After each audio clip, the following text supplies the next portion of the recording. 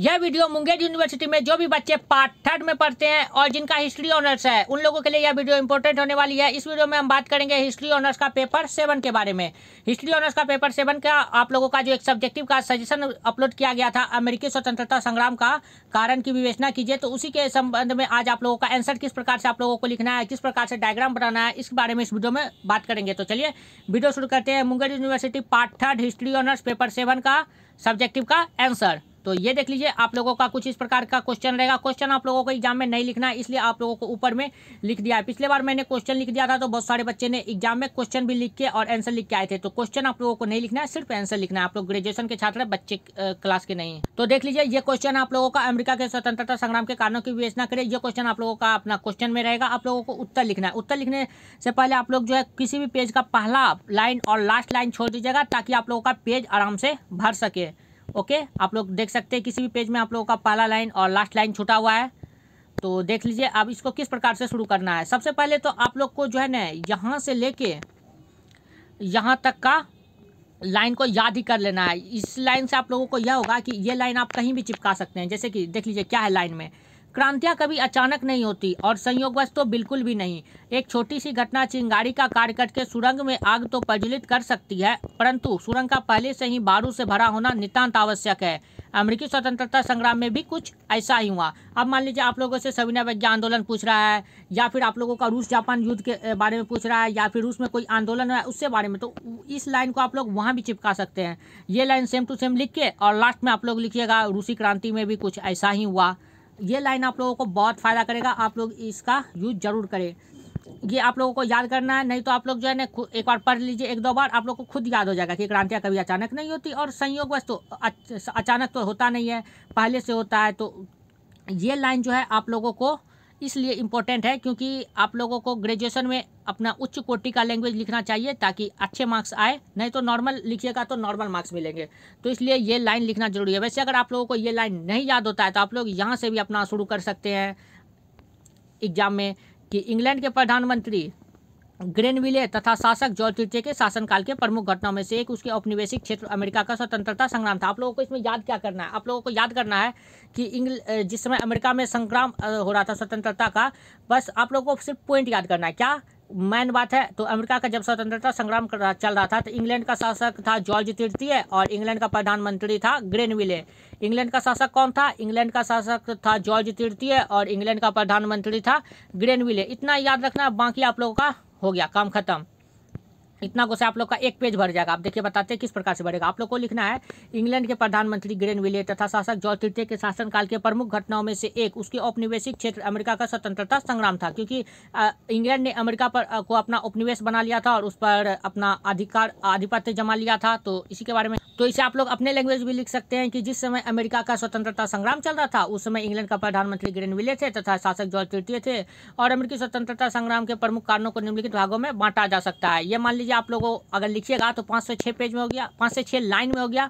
उसके बाद आप लोगों को जो है इस प्रकार का लिख देना है, अमेरिकी स्वतंत्रता संग्राम के कारण, दूरदर्शी मौलिक कारण यानी कटवर्ती तात्कालीन कारण। आप लोग जो है ये आप लोग अगर ऊपर वाले नहीं लाइन लिखिएगा तो आप लोग जो है इसे बीच में भी लिख लीजिएगा कि अमेरिकी स्वतंत्रता संग्राम को 2 भागों में बांटा जा सकता है। पॉइंट नंबर 1 ये और पॉइंट नंबर 2 ये, और फिर उसके बाद आप लोग का नेक्स्ट पेज शुरू। नेक्स्ट पेज में आप लोगों को फिर ये पॉइंट वाइज है, बस सिर्फ आप लोग को पॉइंट याद करना है। आप देख लीजिए 2 भाग में आप लोगों ने बांटा था, एक दूरवर्ती कारण यानी जिसे मौलिक कारण कहते हैं, तो मौलिक कारण को भी अब हम और आगे भागों में बांट सकते हैं स्पष्ट रूप से समझने के लिए। अब इसी को देखिए लैंग्वेज के रूप में किस प्रकार लिखा गया है कि दूरवर्ती या मौलिक कारण को निम्नलिखित बिंदुओं के माध्यम से और अधिक स्पष्ट रूप से समझा जा सकता है। तो आप देख लीजिए इसे पॉइंट वाइज में किस प्रकार लिखा है कि अमेरिकी स्वतंत्रता संग्राम के कारण, देख लीजिए क्या क्या कारण है। तो पॉइंट नंबर 1, अमेरिका वासियों का इंग्लैंड के प्रति दृष्टिकोण। अब देख लीजिए सिर्फ आप लोगों को पॉइंट याद करना है। पॉइंट से ये होगा कि अमेरिका वासियों का इंग्लैंड के प्रति दृष्टिकोण, इससे आप लोगों का ये पॉइंट पढ़ने से ही आप लोगों के दिमाग में छवि बन जाना चाहिए कि अमेरिका वासियों का इंग्लैंड के प्रति दृष्टिकोण, अर्थात अमेरिका वासी जो थे इंग्लैंड के प्रति उनका दृष्टिकोण किस प्रकार का था। ये आप लोगों का मेन हेडिंग है। तो इसमें क्या होता है आप लोगों को कहानी बताते हैं। इंग्लैंड में जितने भी लोग थे ना, तो वो कैथोलिक थे या फिर प्रोटेस्टेंट थे। तो वो इंग्लैंड की सरकार जो थी उनका पादरी उनका पादरी जो है ना इन सब को धार्मिक प्रताड़ना करता था। तो ये सब जो है इंग्लैंड छोड़कर अमेरिका चला आए, इंग्लैंड छोड़कर अमेरिका चले आए और अमेरिका में अपना धर्म पर स्वतंत्र रूप से चलने लगे। तो बस यही कहानी है इसमें, और कुछ नहीं है। और नेक्स्ट और देख लीजिए इसको किस प्रकार से लैंग्वेज में लिखा गया है। इतनी कहानी को देख लीजिए, आधा पेज में आप लोग को बना के लिख दिया गया। देख लीजिए क्या है, इंग्लैंड से ही इंग्लैंड के निवासी को धार्मिक प्रताड़ना के कारण इंग्लैंड छोड़कर अमेरिका आना पड़ा था, वही बात है। इंग्लैंड वासी जिसको अंग्रेज कहा जाता है, अंग्रेज के द्वारा अमेरिका वासियों पर किए गए अत्याचार से यहाँ के लोग असंतोष हो गए थे। सही बात, उन पर अत्याचार किया था तो ये लोग असंतोष होकर अब कहाँ चला आए, अमेरिका चले आए। और अमेरिका चले आए, लेकिन अमेरिका में जो अभी भी इन लोगों के साथ जो है ना इंग्लैंड वासी अर्थात अंग्रेज जो है धार्मिक प्रताड़ना करते थे या फिर उनको बुरी नज़र से देखते थे, हीन भावना से देखते थे। तो उनमें जो है ना राष्ट्रीयता की भावना जागृत हुई और वे जो है ना अब अमेरिका को स्वतंत्र देखना चाहते थे, क्योंकि वो इंग्लैंड से आए थे लेकिन जो है फिर भी अमेरिका को स्वतंत्र देखना चाहते थे, क्योंकि रहना तो अब उनको अमेरिका में ही है। अब देख लीजिए आगे, उनमें भी क्रांति की भावना जागृत होने लगी। अब वे राष्ट्रीय भावना के लिए अमेरिका को स्वतंत्र देखना चाहते थे, अतः वे इंग्लैंड के शासक के द्वारा बनाए गए नियमों को मानने से इनकार कर दिया। आप लोगों को हू बहू लाइन नहीं लिखना है, हू बहू आप लोग अपने लैंग्वेज में लिखिए, टूटे फूटे जैसे भी लैंग्वेज में लिखिए, लेकिन लिख के जरूर आइए। एग्जाम में आप लोग को क्वेश्चन बिल्कुल भी नहीं छोड़ना है। 4 क्वेश्चन तो आप लोग से पूछे ही जाते हैं कम से कम। अगर आप लोग खराब भी स्टूडेंट है तो 5 पेज जरूर किसी भी क्वेश्चन का लिखिए, और 5 पेज जरूर लिखिएगा, धीरे धीरे ही लिखिएगा। तो आप लोग जो है 20 पेज आराम से 4 घंटे में लिख लीजिएगा बिना हाथ दर्द उर्द किए। और आप लोग अपने साथ घड़ी जरूर लेके जाइए। घड़ी ले जाने से आप लोगों का यह होगा कि आप लोग टाइम मैनेज खुद से कर पाएंगे। अब देखिए नेक्स्ट पॉइंट था आप लोगों का अमेरिका वासियों का अंग्रेज होना। अब देखिए अंग्रेज क्या होना, वही बात है, सेम पॉइंट नंबर 1 का ही इसमें भी बात घुमा फिरा के लिखा जाएगा कि अमेरिका वासियों का अंग्रेज होना। अब अंग्रेज होना, वहाँ से ये लोग आए थे, इनमें भी तो वही खून बह रहा होगा जो कि अमेरिका वासियों में बह रहा था। अब इनमें भी वही खून बह रहा है, तो इनमें भी राष्ट्रीयता की भावना जागृत होगी। अगर इंग्लैंड जब स्वतंत्र रह सकते हैं तो मैं भी स्वतंत्र रह सकता हूँ। इंग्लैंड में राष्ट्रीयता की भावना जागृत हुई है तो मुझ में भी जागृत होगी और मैं भी लड़ूंगा। बस बात वही है, इसमें भी अधिकांश अमेरिकावासी इंग्लैंड से ही आए थे, वही बात है। अतः उनके भी रक्त में वही रक्त दौड़ रहा था जो अंग्रेजों के शरीर में बह रहा था। अतः अंग्रेज अपनी स्वतंत्रता के भूखे हो सकते हैं, तो अमेरिका वासियों में तो वही रक्त उमड़ रहा है। अतः वे इंग्लैंड के शासक के विरोधी हो गए। जब वे अपना स्वतंत्रता के लिए लड़ सकते हैं, वे स्वतंत्र रह सकते हैं, तो हम भी लड़ सकते हैं, तो वो भी इंग्लैंड के शासक के विरोधी हो गए। आप देखिए पॉइंट नंबर 3 में दृष्टिकोण में भिन्नता। अब देखिए दृष्टिकोण में भिन्नता का मतलब नज़रिया में भिन्नता। इंग्लैंड में जो है ना ये राजतंत्र को अर्थात राजा के शासन को माना जाता था, लेकिन अमेरिका में जनता जो शासन को चुनती थी ना उसे माना जाता था और उसका वैल्यू दिया जाता था, क्योंकि जनता के द्वारा चुना गया शासक में सभी को समान रूप से देखा जाता था, चाहे फिर वो राजा हो या फिर प्रजा। तो आप देख लीजिए दृष्टिकोण में भिन्नता के बारे में सबसे पहले तो आप लोग खुद से लिख सकते हैं कि इंग्लैंड और अमेरिका के लोगों में दृष्टिकोण में भिन्नता थी। ये तो आप लोग ऑटोमेटिक इस हर पॉइंट को अगर आप लोग बड़ा करना चाहते हैं तो एक लाइन पहले ये लिखिए, उसके बाद घुमा फिरा के उसी लाइन को दोबारा लिख दीजिए, जैसे कि मैंने यहाँ पर लिखा है इंग्लैंड तथा अमेरिका के लोगों के दृष्टिकोण में काफ़ी भिन्नताएं थी। देख लीजिए ये दोनों लाइन जो है लगभग समान ही है। और लास्ट में जब आप लोग एंडिंग करिएगा तो उसमें आप लोग लिख सकते हैं कि इन्हीं सभी कारणों से अमेरिका वासियों ने इंग्लैंड पर आक्रमण किया। फिर आप लोगों का एक लाइन हो जाएगा। ये सारे पॉइंट में आप लोग ये लास्ट में चिपका सकते हैं कि इन्हीं सभी कारणों से इंग्लैंड वासी क्षुब्ध हो गए और उन्होंने अमेरिकी स्वतंत्रता संग्राम प्रारंभ कर दिया। आप देख लीजिए दृष्टिकोण में भिन्नता को आप लोगों को समझाते हैं। इंग्लैंड तथा अमेरिका के लोगों के दृष्टिकोण में काफ़ी भिन्नता थी। इंग्लैंड में कुलीन वर्ग को अत्यधिक महत्व दिया जाता था, जबकि अमेरिका में प्रजातंत्र का महत्व था, जिसकी नज़र में सभी लोग समान हुआ करते थे, वही बात है। नेक्स्ट पॉइंट देख लेते हैं। नेक्स्ट पॉइंट है आप लोगों का असंतोष शासन प्रणाली। अब देखिए शासन प्रणाली असंतोष क्या है। शासन प्रणाली असंतोष यह है कि इंग्लैंड जो है ना, इंग्लैंड में से चुन के भेजे जाते थे, एक हुआ करता था काउंसिल, जो कि जो है ना इंग्लैंड की सरकार चुनती थी, और ये काउंसिल जो है सरकार अगर चुनेगी तो वो सरकार के प्रति उत्तरदायी होगी, और एक प्रजा के द्वारा चुनी जाता था, और ये अमेरिका के प्रजा के द्वारा चुना जाता था, जिसे व्यवस्थापिका कहा जाता था, व्यवस्थापिका सभा। तो ये प्रजा के द्वारा चुनी जाती थी, तो ये प्रजा के प्रति उत्तरदायी रहेगी व्यवस्थापिका। अगर राजा चुनेगी तो राजा के प्रति उत्तरदायी होगी, और प्रजा चुनेगी तो प्रजा के उत्तरदायी होगी। लेकिन अंग्रेजी सरकार जो है ना मैन वैल्यू काउंसिल का देता था, क्योंकि उन्होंने उसका चुना है। वो जो है ना अंग्रेजी सरकार सिर्फ अपना महत्व को वैल्यू देती थी, वो अपने उपनिवेश को नहीं चाहती थी कि उसका वृद्धि हो। तो उपनिवेश वाला तो जरूर उससे नाराज हो जाएगा, असंतुष्ट हो जाएगा। तो बस इसमें वही बात है असंतोष शासन प्रणाली में। देख लीजिए क्या कहानी है। इंग्लैंड के उपनिवेश की शासन प्रणाली दोष रहित ना थी। यहाँ काउंसिल तथा व्यवस्थापिका सभा में संघर्ष होते रहते थे। इंग्लैंड के शासक के द्वारा काउंसिल की नियुक्ति की जाती थी, जबकि व्यवस्थापिका की जनता द्वारा की जाती थी। काउंसिल इंग्लैंड के शासक के प्रति उत्तरदायी रहती थी, जबकि व्यवस्थापिका जनता के प्रति उत्तरदायी थी। इसके बावजूद इंग्लैंड की सरकार के द्वारा व्यवस्थापिका को महत्व नहीं दिया जाता था, जिससे जनता सरकार से नाराज थी और वह क्रांति शुरू करने के पक्ष में थी। वही बात है, आप लोग को घुमा फिरा के बस आप लोग को 2-3 पॉइंट याद कर लीजिए। जैसे कि ये आप लोगों का पॉइंट है असंतोष शासन प्रणाली, तो असंतोष शासन प्रणाली में मुझे क्या लिखना है, तो व्यवस्थापिका के बारे में लिखना है और एक काउंसिल के बारे में। बस काउंसिल होगा अपना जिम्मेदार शासक के प्रति और व्यवस्थापिका जनता के प्रति। बस इतना लाइन से आप लोग को ये पूरा भरना है। और यहाँ पर जो है ना इंग्लैंड ना होकर अमेरिका होगा। यहाँ पर जहाँ जहाँ भी इंग्लैंड दिया गया है यहाँ पर इंग्लैंड ना होकर अमेरिका होगा कि अमेरिका के उपनिवेश यहाँ पर ये सही है। इंग्लैंड के उपनिवेश की शासन प्रणाली दोष रहित थी और यहाँ काउंसिल तथा व्यवस्थापिका सभा में संघर्ष होते रहते थे और यहाँ इंग्लैंड की जगह अमेरिका होगा। अमेरिका के शासक के द्वारा काउंसिल नहीं, ये भी सही है, नियुक्ति की जाती थी, जबकि व्यवस्थापक की नियुक्ति जनता द्वारा की जाती थी। काउंसिल इंग्लैंड के, ये सही है, ये सही है, कोई इसमें प्रॉब्लम नहीं है, बिल्कुल सही। मुझे उस समय पढ़ने से ऐसा लग रहा था कि इसमें कोई गलती है, तो इसमें कोई गलती नहीं है, ये आराम से सही है। आप लोग इस प्रकार से लिख सकते हैं ये कहानी को। ओके, अब नेक्स्ट देख लेते हैं पॉइंट नंबर 5। पॉइंट नंबर 5 है आप लोगों का व्यापारी वर्ग। अब देख लीजिए व्यापारी प्रणाली में यह हुआ कि अब अमेरिका में भी बहुत सारे व्यापारी थे, तो वो जो है ना इंग्लैंड के समान भी अपना धनी बनना चाहते कि हम भी रिच हो। किसी को देखकर प्रोत्साहन होना बहुत अच्छी बात है।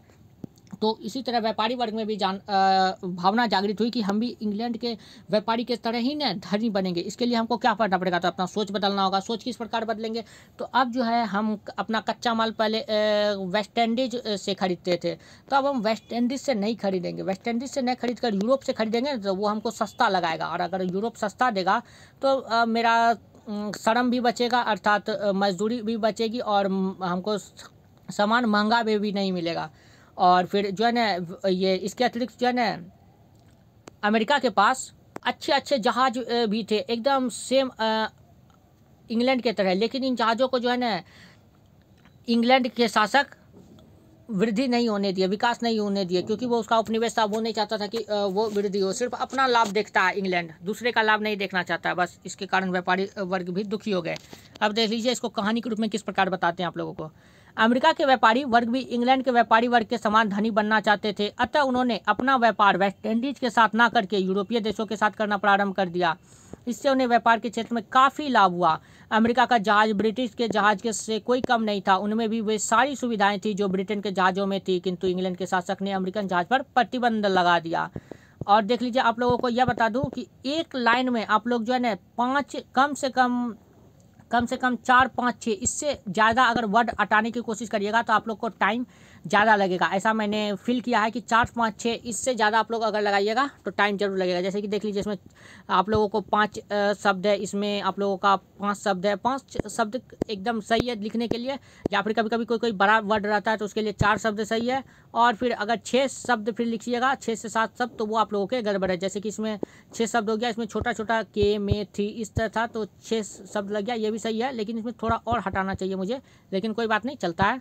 तो इस प्रकार से आप लोग जो है अच्छे से आप लोग का पेज भर सकता है। अब देख लीजिए नेक्स्ट मैंने पॉइंट ही उड़ा दिया, नेक्स्ट पॉइंट उड़ा दिया। वैसे इसका व्यापारी प्रणाली को पूरा कर देते हैं, जिसके फलस्वरूप अमेरिकी जहाज का विकास रुक गया। ब्रिटिश शासक सिर्फ अपनी तरक्की देखना चाहती थी, ना कि अमेरिकी उपनिवेशों की। इसी का परिणाम हुआ कि अमेरिकी वासी ब्रिटिश साम्राज्य से क्षुब्ध होकर युद्ध की घोषणा कर दी। अब देखिए मैंने क्या पॉइंट मिस कर दिया, 5 के बाद और पॉइंट मैंने नहीं लिखा। अब देख लीजिए आप लोगों को दिखाता हूँ। जब मैंने शुरुआत किया था पॉइंट नंबर 6 भी दिया था यहाँ पर 7, और मैं पॉइंट नंबर 8 भी दे सकता था, लेकिन यहाँ पर जो है ना भद्दा लगता है, इसलिए मैंने पॉइंट 8 दिया ही नहीं। अगर आप लोग के पास जगह है तो पॉइंट नंबर 8 भी आप लोग दे सकते हैं। वैसे आप लोग के पास भी जगह नहीं रहेगा, आप लोग भी सजा के 2-2 लाइन, एक लाइन को छोड़ के लिखिएगा, तो आप लोग के भी पास भी जगह नहीं बचेगा। आप देख लीजिए, अगर मान लीजिए कि अगर आप लोग ये पॉइंट लिखते हैं सप्तवर्षीय युद्ध का प्रभाव, तो इसमें आप लोग को लिखना है कि अमेरिकी स्वतंत्रता संग्राम में सप्तवर्षीय युद्ध का प्रभाव बहुत ही महत्वपूर्ण था। इस युद्ध के पश्चात अमेरिका वासियों को जो है ना फ्रांस से भय खत्म हो गया। पहले फ्रांस से डर लगता था, फ्रांस से अब भय खत्म हो गया। इसके अतिरिक्त जो है ना कंबोडिया पर ये सब अधिकारों कर लिया, कंबोडिया पर अमेरिका वासी अधिकार कर लिया, अर्थात कंबोडिया को अपना उपनिवेश बना लिया। कंबोडिया नहीं कनाडा पर अधिकार कर लिया। अमेरिका वासियों ने कनाडा पर अधिकार कर लिया और फ्रांस से दर भी इसका खत्म हो गया। तो इसे भी आप लोग लैंग्वेज के रूप में लिख सकते हैं। धार्मिक कारण तो वही है कि सब धार्मिक प्रताड़ना से आए थे घूम फिर के। इंग्लैंड से कहाँ आए थे? अमेरिका, और अमेरिका में प्रोटेस्टेंट तथा कैथोलिक थे और उन्होंने फिर अमेरिका के विरुद्ध युद्ध की घोषणा कर दी। इस तरह से आप लोग लिख सकते हैं। अब आगे देख लेते हैं और मैंने यहाँ पर वो पॉइंट इसलिए नहीं लिखा क्योंकि मैंने देख रहा था कि मेरा पेज भर रहा है। देख लीजिए 1 पेज, 2 पेज, 3 पेज, 4 पेज, ये 5 पेज हो गया, 6ठा पेज जा रहा था और मुझे जो है ना 7 पेज तक में ख़त्म करना था और अभी बहुत सारे इंपॉर्टेंट बात लिखने बाकी थे, तो इसलिए मैंने जो उस पॉइंट को ओमिट कर दिया। अब देख लीजिए आगे मैंने क्या लिखा। अमेरिकी स्वतंत्रता संग्राम के कारणों में दूसरे भाग को निम्नलिखित बिंदुओं के माध्यम से समझा जा सकता है। वो जो आप लोगों का एक तात्कालीन कारण था, वो तात्कालीन कारण अब यहाँ आएगा। तात्कालीन कारण में एक है आयकर, यहाँ पर एक और आता स्टाम्प एक्ट। स्टाम्प एक्ट मैंने लिखना ही भूल गया। और आप लोग को बता दूं कि आप लोग जैसे कि डब्बा बनाते हैं तो सबसे पहले आप लोग लिख ले, जैसे कि ये स्टाम्प एक्ट लिख लिए, उसके बाद इसको डब्बा से बंद करें और फिर ऐसे करें। इससे आप लोगों का यह होगा कि अगर आप लोग शुरू में ही डब्बा बना दीजिएगा और उसके बाद लिखना प्रारंभ करिएगा तो इससे ये होगा कि आप लोग को छोटे छोटे जगह में हटाना पड़ेगा। लेकिन अगर पहले लिख देते हैं उसके बाद डब्बा से बंद करते हैं तो इससे आप लोगों को बहुत आसानी रहेगी और देखने में भी अच्छा लगेगा। तो उस समय मैं ये लाइन ही भूल गया था स्टाम्प एक्ट का, तो मैंने जो है या डब्बा बनाया ही नहीं, बस 3 पॉइंट ही छोड़ दिया। सोचा इतना आगो में मैं मैनेज कर लूँगा। अब देख लीजिए स्टाम्प एक्ट अगर आप लोग लिखते हैं तो उसमें स्टाम्प एक्ट आप लोगों ने ऑब्जेक्टिव में पढ़ा होगा कि स्टाम्प एक्ट को 1765 ईस्वी में लागू किया गया और एक याद कर लीजिए कि ग्रेनविले ने इसे लागू किया था। बस इतना से ही आप लोग ये कहानी बनाते हैं। स्टाम्प एक्ट, स्टाम्प का मतलब होता है मुहर। तो अब जो है ना इंग्लैंड में सरकारी कामों में मुहर लगाना जरूरी था। अगर मुहर आप लोग नहीं लगाइएगा तो वह दस्तावेज मान्यता नहीं होगी। बस यही कहानी है स्टाम्प एक्ट में। आयकर प्रतिबंध में जो है ना अब जो है शीशा हो गया, कागज़ हो गया, इसके अतिरिक्त रंग हो गया और फिर इसके अतिरिक्त चाय, इस सब पर जो है ना प्रतिबंध लगा दिया। लेकिन यहाँ पर प्रतिबंध हट भी गया। कब हटा? तो चाय पर प्रतिबंध इस सब पर लगा दिया गया था 1737 ईस्वी में आयकर प्रतिबंध, और चाय पर प्रतिबंध हटा दिया गया था फिर 1771 ईस्वी में। 1771 ईस्वी में इन सब पर प्रतिबंध भी हटा दिया था। ये जो है ना लॉर्ड नॉर्थ के शासनकाल में चाय पर प्रतिबंध हटा और बोस्टन टी पार्टी की घटना 1773 ईस्वी में घटी। इसमें यह हुआ कि 340 जहाज, ये 340 कार्टून को जो है ना फेंक दिया गया समुद्र में। किसके द्वारा फेंका गया? तो अमेरिका के द्वारा। अमेरिका में आया था ब्रिटेन से एक जहाज जिसमें 340 कार्टून के एक दो डाटा आप लोगों को याद करना है ताकि फ़ायदा करे सब्जेक्टिव लिखने में। 340 कार्टून को इस पर अधिकार कर लिया पहले तो जहाज पर अधिकार कर लिया। अब जो है ना इस पर कब्जा कर लिया तो अब इस पर जितना भी चाय का कार्टून था सबको समुद्र में फेंकना शुरू कर दिया। अब जब यह बात अंग्रेज को पता चलेगा तो वह जितना भी क्रांतिकारी था सबका दमन करना प्रारंभ कर दिया। तब अमेरिका वासी जो है ना एक सम्मेलन बुलाया। कहाँ बुलाया? तो फिलाडेल्फिया में। आप लोगों ने पढ़ा भी होगा कि फिलाडेल्फिया सम्मेलन हुआ। तो फिलाडेल्फिया सम्मेलन 1773 में बोस्टन टी पार्टी हुआ। उसके अगले वर्ष अर्थात 1774 ईस्वी में फिलाडेल्फिया सम्मेलन बुलाया। वहाँ पर जो है ना अंग्रेज के शासक को निमंत्रण दिया गया कि आइए आप लोगों से वार्तालाप करेंगे, लेकिन अंग्रेजी सरकार आने से मना कर दी। तो उसके बाद तो सब अमेरिकी वासी गुस्सा गए और उन्होंने युद्ध की घोषणा कर दी और अमेरिका स्वतंत्रता संग्राम इन्हीं सभी कारणों से प्रारंभ हुआ। देख लीजिए ये सब पॉइंट हो गया। अब देख लीजिए यहाँ पर मैं इस पॉइंट को किस प्रकार से डील किया हूँ। तात्कालीन कारण आयकर पर प्रतिबंध, और हर पेज में मैंने देख लीजिए ऊपर का एक लाइन को छोड़ा है ताकि देखने में अच्छा भी लगे। तात्कालीन कारण में आयकर पर प्रतिबंध, और जो पॉइंट है उसे लिख के थोड़ा डीप कर दीजिएगा तो सही है, या फिर एक लाइन ही कर दीजिए वो भी सही है। ब्रिटिश प्रधानमंत्री ग्रेनविले ने अमेरिका में आयकर पर प्रतिबंध लगा दिया। चाय, शीशा, कागज एवं रंग पर प्रतिबंध लगा दिया गया। इससे अमेरिका वासी असंतुष्ट हो गए, ये भी लिख सकते हैं। अब बोस्टन टी पार्टी की घटना में क्या हुई कि 1773 ईस्वी में अमेरिका में 340 कार्टन चाय के आ रहे थे। विद्रोहियों ने इन जहाज़ों पर अपना अधिकार कर लिया तथा सभी कार्टन को समुद्र में फेंक दिया। इस घटना की खबर ब्रिटिश शासक को हुई तो वे क्रांतिकारियों का दमन करना प्रारंभ कर दिए। इसके बाद सन 1774 में फिलाडेल्फिया सम्मेलन हुआ। अब देखिए ये इंपॉर्टेंट है, तो यहाँ पर मुझे इन्वर्टेड कोमा नहीं देना चाहिए। यहाँ पर ये वैसे मैंने दिया नहीं है, इसे काट दिया हूँ मैं। यहाँ पर 2 इन्वर्टेड कोमा, एक ऐसे एक ऐसे 2 दे देते तो अच्छा रहता। तो इससे फिलाडेल्फिया सम्मेलन जो है हाईलाइट हो जाता। फिलाडेल्फिया सम्मेलन बच्चा सोचता सनने वाला कि वाह इसको तो पता है बहुत कुछ। फिलाडेल्फिया सम्मेलन में ब्रिटिश शासक को वार्तालाप के लिए बुलाया गया, परंतु उन्होंने इस पर ध्यान नहीं दिया। अतः अमेरिका वासी इंग्लैंड के विरोधी हो गए और उन्होंने युद्ध की घोषणा कर दी। तो इस प्रकार से आप लोग जो है अपना क्वेश्चन लिख सकते हैं। तो आप लोगों को समझा दिया गया कि आप लोगों को किस प्रकार से लिखना है। पहला पेज तो आप लोगों का ऐसे ही भर जाएगा, यही क्वेश्चन है, सबको घुमा फिरा के लिखने में इतना लिख दीजिएगा। और फिर बस एक दो बात याद रखिएगा कि उस समय जो है जॉर्ज तृतीय ये शासक था, प्रधानमंत्री ग्रेनविले था, और फिर ये पॉइंट दे दीजिए। एक पेज भर गया, दूसरे पेज आप लोग को ये सिर्फ पॉइंट याद करना है और बाकी सब सिर्फ ये। इसमें देखिए अमेरिका वासियों का इंग्लैंड के प्रति क्या दृष्टिकोण था। तो अमेरिका से भाग के आए थे तो वो भी सोचते थे कि स्वतंत्र है, लेकिन वो प्रताड़ना करता था तो प्रॉब्लम था। अमेरिका वासियों का अंग्रेज होना, अंग्रेज है तो उसके रगों में भी वही खून दौड़ेगा, वो भी स्वतंत्रता की प्राप्ति करना चाहेंगे। दृष्टिकोण में भिन्नता कि वो सब राजा को मानते थे, ये लोग जो है प्रजातंत्र को मानते थे। असंतोष शासन प्रणाली में यह हो गया कि अब व्यवस्थापिका का चुनाव जनता करती थी। एक दो मतलब कि लैंग्वेज याद रखिएगा, शब्द जैसे कि व्यवस्थापिका हो गया काउंसिल की नियुक्ति करता था ब्रिटिश शासक, और व्यवस्थापिका जनता के द्वारा चुनी जाती थी। और काउंसिल की नियुक्ति करता है ब्रिटिश शासक तो वो शासक के प्रति उत्तरदायी होगी। व्यापारी करता है तो व्यापारी, ये व्यवस्थापिका जनता के द्वारा चुनी जाती है तो ये जनता के प्रति उत्तरदायी होगी। यही सब है व्यापारी प्रणाली में भी। अब जो है वेस्ट इंडीज से व्यापार हम लोग नहीं करेंगे पैसा कमाने के लिए, किससे करेंगे तो यूरोपीय से करेंगे। सप्तवर्षीय युद्ध से दर खत्म हो गया। कनाडा पर एक अधिकार कर लिया, अपना उपनिवेश खुद का बना लिया। धार्मिक कारण वही जो प्रताड़ना देकर आए थे प्रोटेस्टेंट, अब पूर्ण रूप से वो अमेरिका के विरुद्ध होगा। इस तरह से आप लोग आराम से लिख सकते हैं। बोस्टन टी पार्टी, उसके बाद घटा 1777, ये वो सब लिख सकते हैं। ओके, तो इस वीडियो में इतना ही। तो चलिए मिलते हैं नेक्स्ट वीडियो में। अब आप लोगों को समझ गया कि किस प्रकार लिखना है और इस प्रकार से आप लोग अच्छे से लिख सकते हैं। मिलते हैं नेक्स्ट वीडियो में। और इसका PDF आप लोगों को टेलीग्राम चैनल पर प्रोवाइड करा दिया जाएगा। टेलीग्राम चैनल पर इसका PDF आप लोगों को 2 जनवरी 2023 को 7 से 9 बजे के बीच में किसी भी टाइम इसका PDF आप लोगों को प्रोवाइड करा दिया जा सकता है। तो चलिए मिलते हैं नेक्स्ट वीडियो में। वीडियो देखने के लिए बहुत बहुत धन्यवाद। Thank you.